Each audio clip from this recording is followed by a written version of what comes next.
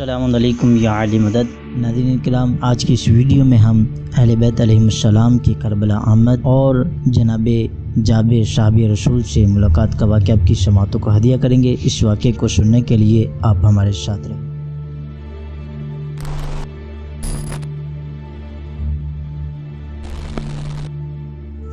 ناظرین کرام، ہمارے چینل جالک کے سیگمنٹ میں ہم معتبر واقعات بیان کرتے ہیں جنہیں آپ مجالس و محافل میں بھی پڑھ سکتے ہیں یا ویسے بھی سن کر لطف اندوز ہو سکتے ہیں۔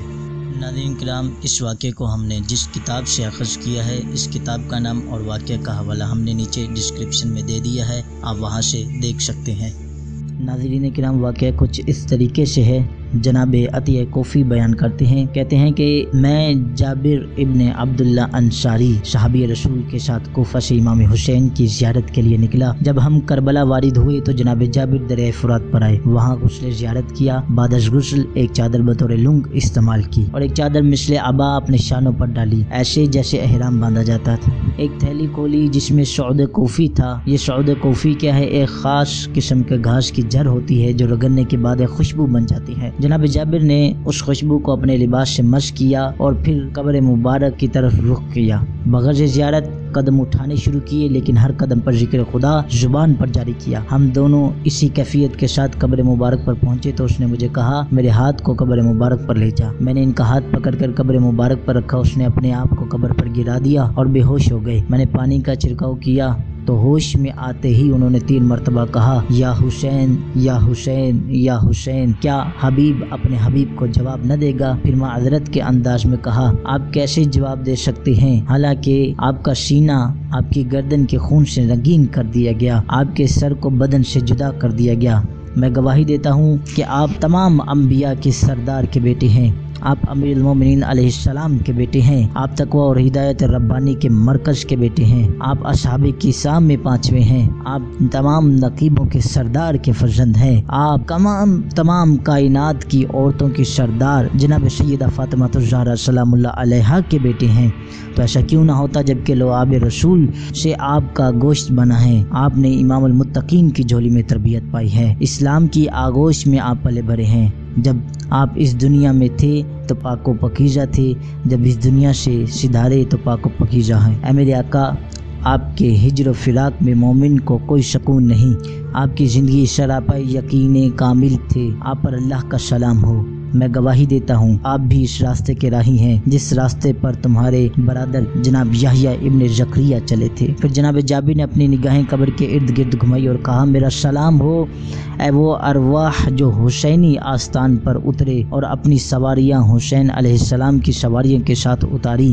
میں گواہی دیتا ہوں آپ نے نماز قائم رکھی، زکوٰۃ دیتے رہے، آپ علیہ السلام نے نیکیوں کا حکم دیا اور ناپسندیدہ امور سے روکا اور ملحدین کے ساتھ جہاد کیا۔ آپ نے اللہ کی بندگی کی حتیٰ کہ منزل شہادت کو پا لیا۔ اس ذات کی قسم جس نے رسول اکرم صلی اللہ علیہ وآلہ وسلم کو اپنا نبی بنا کر بھیجا، ہم آپ کے ساتھ اس جہاد میں شریک ہیں جو آپ نے ملحدین کے ساتھ کیا۔ جناب عطیہ نے کہا میں نے جناب جابر سے سوال کیا یہ کیسے ہو سکتا ہے کہ ہم ان کے ساتھ اس جنگ میں شریک ہیں جبکہ نہ تو ہم ان کے ساتھ اس وادی میں اترے نہ شمشیر اٹھائی۔ اس جماعت نے دین کی سربلندی کے لیے اور سید المرسلین کے فرزند کی نصرت میں قتل ہونا پسند کیا، ان کی اولاد یتیم ہوئی، ان کی ازواج بیوہ ہو گئی۔ جناب جابر نے کہا اے عطیہ مجھے ذات احدیت کی قسم میں نے رسول اللہ صلی اللہ علیہ وآلہ وسلم سے سنا، آپ نے فرمایا من احب قوما حشر معهم ومن احب عمل قوم اشرک فی عملہم، یعنی جس نے جس قوم سے محبت رکھی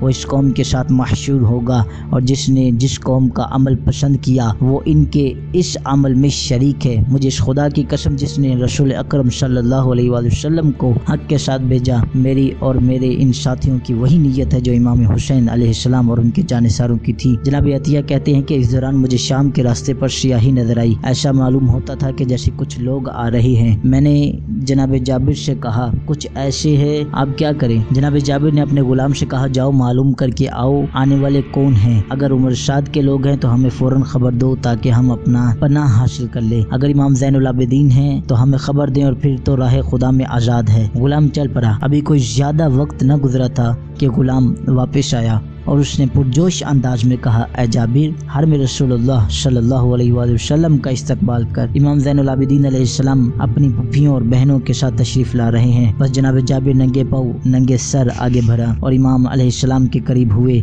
जब इमाम की निगाह पड़ी तो फरमाया, अंत जाबिर, तो जाबिर है? जनाब जाबिर ने अर्ज की, बला यब्न रसूलिल्लाह, आपने बिल्कुल दुरुस्त फरमाया, मैं जाबिर हूँ। आपने फरमाया, या जाबिर, हाँ हुना वल्लाहि कुतिल रिजालुना व ज़ुबिहत अतफालुना व सुबियत निसाउना व हुरिकत ख़ियामुना। ए जाबिर, ये वो जगह है जहाँ हमारे मर्द कत्ल किए गए, जहाँ हमारे बच्चे कत्ल हुए, जहाँ हमारी ख़वातीन को कैदी बनाया गया और हमारे ख़याम जलाए गए। नाज़रीन किराम, साहिब रियाज़ुल कुद्स लिखते हैं कि अहले बैत ने 3 दिन करबला में इकामत फरमाई और चौथे रोज़ मदीना की तरफ रवाना हुए। इसी रोज़ तमाम माज़रात ने शोहदा की कबूर से विदा किया। इसी रोज़ कबूर पर वो अलविदाई नोहा नुतबा हुआ जिसकी मिसाल पेश नहीं की जा सकती। नाज़रीन किराम, आइंदा की वीडियो को देखने के लिए हमारे चैनल को सब्सक्राइब करें और बेल आइकन पर क्लिक करें ताकि हमारी आने वाली वीडियो भी आप तक पहुंचती रहे।